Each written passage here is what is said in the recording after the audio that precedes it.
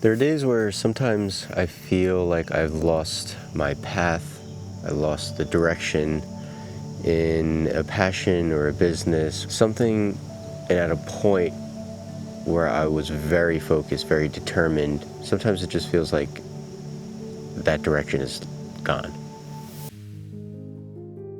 I often question and ask myself if I'm on the right path, if I'm doing what I'm supposed to be doing. Am I just on the right trail? Is this correct for me? My answer more times than not is yes. I am on the right path. I am heading in the right direction. And it might be that you are on that correct path, but at this particular moment you are at a bit of a steep incline and it's hard for you to kind of see over the other side.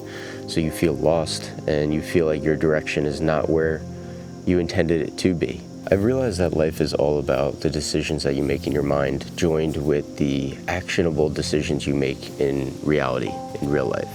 You can't have one, you can't have the other. You have to have both to be able to actually do something. Something I notice about myself is that I am pretty good at taking action when it comes to a passion of an idea or a business or a creative endeavor. For example, starting the podcast. Maybe a year and a half ago or so, I started it and had no idea where it would go, no idea what the intention would be, but I just knew that I wanted to do it. I knew that there was something missing in the podcast world that I was looking for. And, a year and a half later, 56 episodes later, I've had the opportunity to interview some of the most amazing and talented creative people. And obviously I want to continue to grow and expand and build that business up. And the same goes for my YouTube career, and the same goes for my DP career. I could stop right there and hope that you guys would perceive me as this full-blown entrepreneur that goes full throttle 100% of the time, that stays dedicated and focused, but that's not true at all. It could be easy for me to sit here and say that I don't feel fatigue, I don't feel burnout, I don't feel the lack of creative energy or inspiration. But all of those are things that I feel on a daily basis. And the 3 different businesses that I have, the YouTube, the DPing, the podcasting, has all stemmed from a burning desire to wanting to create and be able to kind of share my experiences with people, share what I'm learning, share the things that I'm going through. And in reality, when it comes down to a business decision, all 3 of those things for me kind of cross-pollinate to essentially help me create a better version of my personal brand and create a well-rounded sort of umbrella or tree of different things that I do that all encompass the same thing of who I am. The challenge of maintaining and continuing a passion or business is challenging at times. So we've all heard the term shiny object syndrome. Maybe not that exact term, but we've heard of the idea of it. Essentially, everything is better than what we have. You always want that new thing, you want that shiny toy. Majority of the time we kind of relate that to materialistic objects. And I think that's fair and obvious, but I feel like sometimes we forget that that could also be related to our career and passions and what we want to do with our life. When it comes to the businesses and the careers that I'm choosing to pursue, there are moments where I feel overwhelmed because I might not be getting booked as a DP.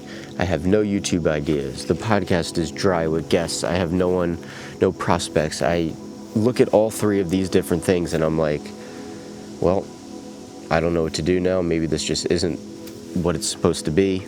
I feel overwhelmed and I feel a sense of failure. And a bad habit that I have that I seem to want to always get rid of, but is insanely difficult to get rid of, which I don't know is actually possible without consciously always reminding yourself that you're doing that thing that you didn't want to do, is that in those moments where I'm feeling overwhelmed, I'm feeling pressure to quit or feel like I'm not succeeding, instead of removing the distraction and focusing and dialing in, I often find myself inviting distraction into my life, more so than not.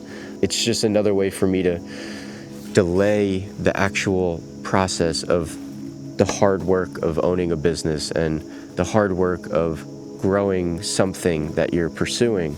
All of us are kind of looking at these people on social media that are talking about their businesses and what they're pursuing and how they're finding success and they're making a ton of money and they're feeling great about their life. And obviously, we're looking at a sort of small picture of their life and what's going on, but that is just enough for us to be like, oh, maybe I should pursue that instead. Maybe I should trade stocks. Maybe I should do Amazon drop shipping. Maybe I should do like wholesale real estate. Maybe I should just become a real estate agent. Maybe I'll become a painter. That seems peaceful. But in reality, you look at all those different things, and they are a distraction from you wanting to continue and pursue the thing that you're doing. For a lot of people, when you're looking at what it takes to actually run a business and moments where the pressure's high, you're not feeling like successful. I've suffered with thinking about this, and doing it is jump ship, go on to the next thing. I see this person is successful.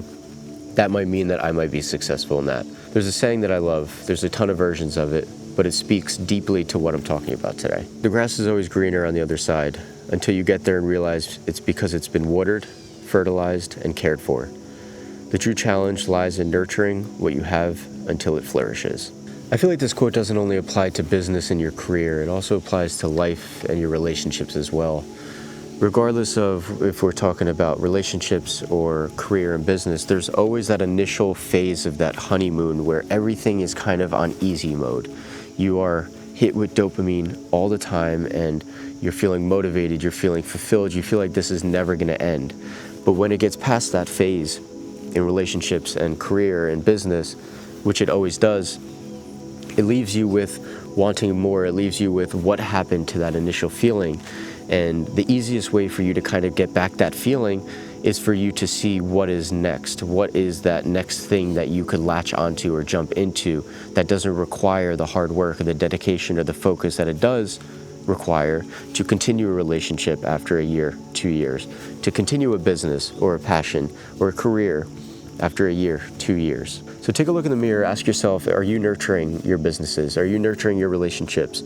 Are you putting the time, energy, focus, and dedication into them that they deserve? If you are, great, stick with it. If you're not, maybe it's time to recognize that you need to be doing those things, or it might not be right for you. So hopefully you enjoyed today's video.